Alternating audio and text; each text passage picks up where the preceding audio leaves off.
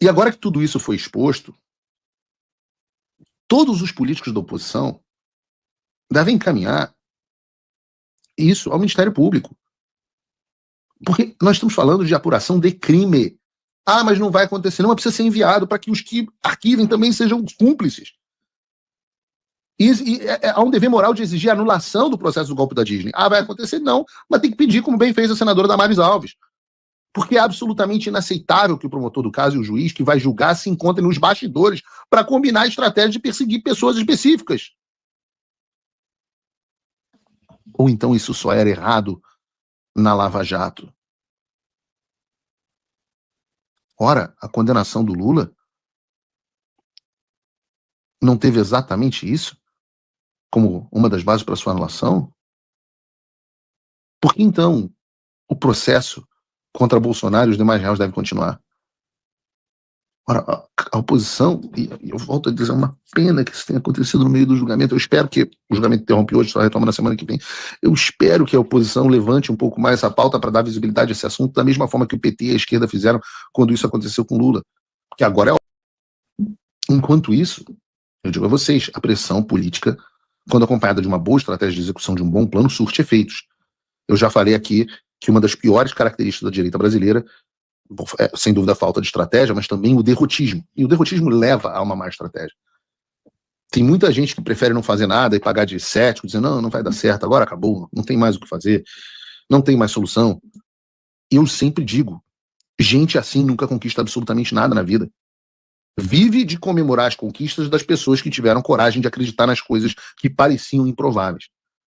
Mas enquanto esses derrotados choraram na cama, tem muita gente trabalhando, não tanta gente assim, mas tem algumas pessoas trabalhando nos bastidores para que essas coisas que eram improváveis comecem a ser um pouco mais reais do que o esperado. Um bom exemplo disso é a anistia. Há um mês e meio, todo mundo estava totalmente desacreditado na anistia. Tinha gente dizendo que não tinha como pressionar o Centrão, que a pauta tinha morrido e por aí vai. Hoje, porém, qual é o panorama? O panorama atual foi exposto pelo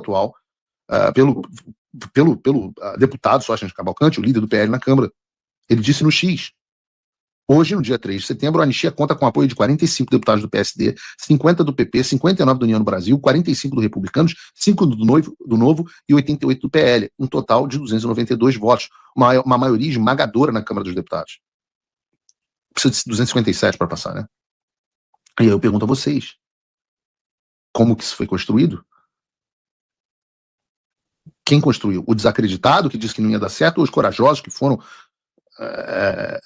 que fizeram as conversas com os políticos do Centrão, com os deputados dos partidos, que criaram mecanismos de pressão internacional? E digo mais, se a conta do deputado Sóstenes proceder, então nós vamos saber, para além de qualquer dúvida, isso é importante, não é saber, nós vamos documentar que o deputado Hugo Mota é o último entrave para a anistia, o último e único entrave.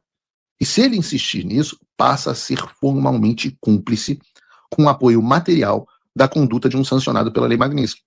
Passa a ser um candidataço para sanções. E é isso. Ontem, por exemplo, uma jornalista da grande mídia, bem conhecida, vocês sabem quem é naturalmente, mas eu não vou dizer quem é, me ligou dizendo o seguinte, olha, eu tô te ligando para dizer que você tinha razão, eu vou dar o braço a torcer. Eu ainda brinquei dizendo assim, pô, mas querido, tenho razão com o quê? Né? Porque eu tenho razão em tanta coisa que eu não lembrava nem mais do que se tratava. Aí ela, obviamente, me zoou, né? Mas disse assim, pô, você tinha dito há 2, 3 semanas atrás que não tinha a menor... Eu tinha dito a você que não tinha a menor chance da anistia ser pautada na Câmara, que não ia ser pautada, e agora a conversa em todos os corredores é sobre a certeza de que a anistia será pautada. Agora, evidentemente, nós vamos entrar em outra discussão, que é de qual anistia será aprovada. Se vai ser uma anistia mais soft, mais light, que não anistia ninguém, só diminui a pena das pessoas. Uma anistia ampla, geral e restrita, que é o que Eduardo Bolsonaro e eu temos, e o governo americano temos insistido, que é o caminho para o Brasil, ou alguma coisa no meio do caminho. O que o Brasil precisa, e a solução que nós apoiamos, é claro, é a anistia ampla, geral e restrita. E é importante que se entenda que qualquer coisa que não seja isso, nós consideramos perda de tempo. Não contará com o meu apoio, que é pouco importante, mas o apoio do deputado Eduardo Bolsonaro, como, aliás, bem noticiou o Estadão. Tá aqui, enquanto o Tarcísio negocia anistia, Figueiredo diz que ela só vale se for ampla, geral e restrita. Aí eu voltei a ser pro Estadão. Bloqueiro bolsonarista. Eu não sei quem é o repórter, a logo do Paulo Figueiredo Show tá na frente. É a Bruna Rocha. Bruna Rocha me chama de blogueiro bolsonarista ainda. E é óbvio que nós não controlamos tudo, mas tenho a certeza que o objetivo não é simplesmente tirar o Bolsonaro da prisão, mas é também liberar o presidente Bolsonaro. E vamos falar sobre isso.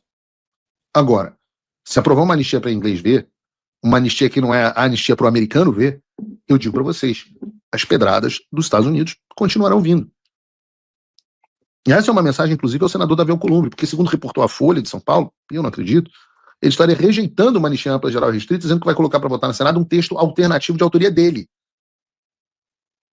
Volto a dizer, essa anistia dele, inclusive, não liberaria o presidente Bolsonaro. Davi Alcolumbre, eu sou louco para te sancionar. Eu não tenho esse poder, o governo americano tem. Eu sou louco para te sancionar. Faz isso, mete esse textão aí, bota a tua assinatura, cara. Porra, me dá esse presente. Porque eu te garanto, não terá apoio da nossa parte, não resolverá os problemas com os Estados Unidos. E além de não pacificar o país, não tirar as tarifas, não interromper as sanções ou retirar algumas das sanções que podem ser aplicadas a indivíduos ou até ao próprio país, essa anistia não resolve o nosso problema político-social. Ou seja, não resolve absolutamente nada. Então a anistia é, sim, ampla, geral e restrita. Ou não serve para nada. E se o presidente do Senado não entender, então, antigamente, esses caras faziam o que queriam e não havia consequências. Agora há consequências. Alcolumbre, seu antecessor, ele e os seus familiares perderam visto para os Estados Unidos. Foi um bom primeiro passo, mas não é o último. E você? Eu digo, Hugo Mota já está cedendo. Eu acho que a vez do Alcolumbre vai chegar também. Vamos aos poucos. A janela de oportunidade está se abrindo, as coisas estão acontecendo nos bastidores. O que importa é que muita gente poderosa, muita gente da elite econômica, muita gente com influência, está entendendo o recado. E aí o clima que era de otimismo em relação ao sistema e aos seus integrantes começa a dar lugar à realidade. A realidade é um clima de velório. Tem gente que já percebeu que o barco está furado, o Titanic está afundando, e podem ter certeza. Cadê a música do Titanic, Bruno? As pessoas vão abandonar o navio.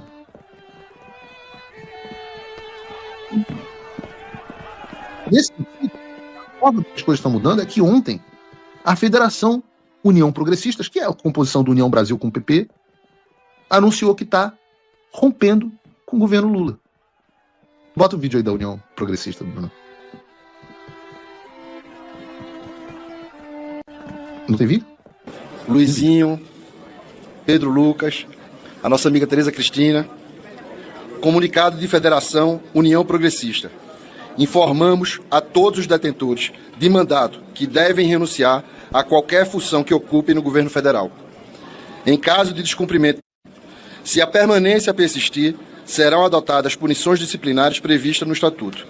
Esta decisão representa um gesto de clareza e de coerência. É isso que o povo brasileiro e eleitores exigem dos seus representantes. Brasília, 2 de setembro de 2025. Muito bem. Meu amigo, o último que sair apaga a luz. Porque todos os integrantes desses dois partidos que ocuparem os cargos do governo Lula devem deixar os cargos imediatamente. Isso afeta duas pastas no governo Lula. O Ministério do Esporte, o deputado e ministro André Fufuca. Realmente a gente tem um cara chamado André Fufuca, eu não invento esse tipo de coisa. E do turismo, o deputado Celso Sabino. Agora, mais do que cargo na burocracia pública, esse posicionamento do União do Brasil e do PP demonstra duas coisas. Primeiro, que o Centrão já começou a precificar a derrota do Lula em 2026. Ora, se eles achassem que o Lula tem chance, com certeza não estariam deixando o governo, não estariam largando a mão do governo. Aliás, há de se perguntar o que o PP, o partido da Tereza Cristina e do Ciro Nogueira, ambos ex-ministros do governo Bolsonaro, estava fazendo até hoje, compondo a base do governo Lula. Essa é outra história. Mas isso nos leva ao segundo ponto, que é o seguinte: se o Centrão não está apostando no Lula como candidato em 2026, em quem que eles estão apostando? O Estradão trouxe uma reportagem interessante sobre esse assunto. O título é o seguinte: direita impõe contrapartida a Bolsonaro e evita entregar a anistia de mão beijada. Entenda, A ideia geral do que trouxe o Estadão, e que está circulando de fato nos bastidores de Brasília, é que o Centrão não quer entregar a anistia de maneira tão simples assim. Tá bom, terá anistia, mas a contrapartida para o apoio deles seria a garantia de que o presidente Bolsonaro escolheria Tarcísio como seu sucessor para 2026, tirando da jogada Eduardo, Michele, Flávio ou qualquer outro possível candidato. Essa informação procede? Bom, vocês devem me considerar uma pessoa que tem muitas informações de bastidores. Eu vou dizer para vocês, eu não sei. Eu realmente não sei. O que nós vimos é que o Centrão passou a se movimentar de maneira muito mais ativa em defesa da anistia e que o próprio Tarcísio afirmou, como afirmou, aliás, o próprio senador Flávio Bolsonaro, entrou de cabeça na articulação pela anistia. Afinal, o Tarcísio estava com o Marcos Pereira discutindo a anistia no início dessa semana. O mesmo Marcos Pereira que disse que só poderia ter anistia depois das pessoas serem condenadas pelo STF. Lembra lá atrás? Como eu disse, tem muita coisa acontecendo nos bastidores e a gente pode analisar as coisas com, eu diria, uma certa cautela. E por enquanto eu vou me ater aos fatos concretos que a gente tem. A anistia está caminhando a passos largos, o Hugo Mota está mais pressionado do que nunca, os caciques do Centrão entraram na jogada e 2 dos maiores partidos do Congresso anunciaram um rompimento com o governo Lula. Essas são as notícias boas. Bolsonaro fez um acordo dizendo que Tarcísio será o candidato? Eu não sei, eu não posso conversar com o presidente Bolsonaro, eu posso dizer que essa informação só chegou a mim como rumor. Se eu tivesse que apostar, eu ia citar 2 características do presidente Bolsonaro aqui. A primeira delas é que o presidente Bolsonaro não gosta de tomar decisão. Sei que os bolsonaristas mais radicais não vão gostar disso, mas o presidente Bolsonaro não é um bom tomador de decisão. Ele deixa sempre para tomar as decisões no último minuto. Pela insegurança, pela dificuldade de ver estratégias e caminhos, ele deixa para tomar as decisões no último minuto, muitas vezes tarde demais. Dizer que o presidente Bolsonaro está em 2025 tomando uma decisão que ele tem para tomar até meados de 2026, me parece improvável. A segunda característica é que, perguntem aos aliados. As pessoas não gostam, lamento, dever jornalístico. Perguntem aos aliados. O presidente Bolsonaro não é bom cumpridor de acordo. É isso mesmo que você está ouvindo. Normalmente, as coisas que o presidente Bolsonaro combina, ele não cumpre. Isso é uma coisa dita pelos aliados dele, pelas pessoas que gostam dele. E é uma das dificuldades que ele tem em fazer política. Porque na política, normalmente, o que você combina tem que ser o que você cumpre. Isso gera previsibilidade, e previsibilidade é importante em qualquer negociação, inclusive dentro da política. Então, a ideia de que o Centrão fez um acordo agora e que o presidente Bolsonaro já prometeu que o candidato será o Tarcísio no ano que vem e que o Centrão com isso vai votar a anistia com a certeza de que o presidente Bolsonaro vai cumprir o que ele combinou?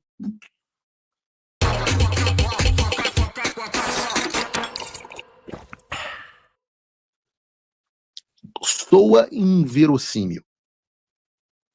Soa inverossímil. Mas veremos.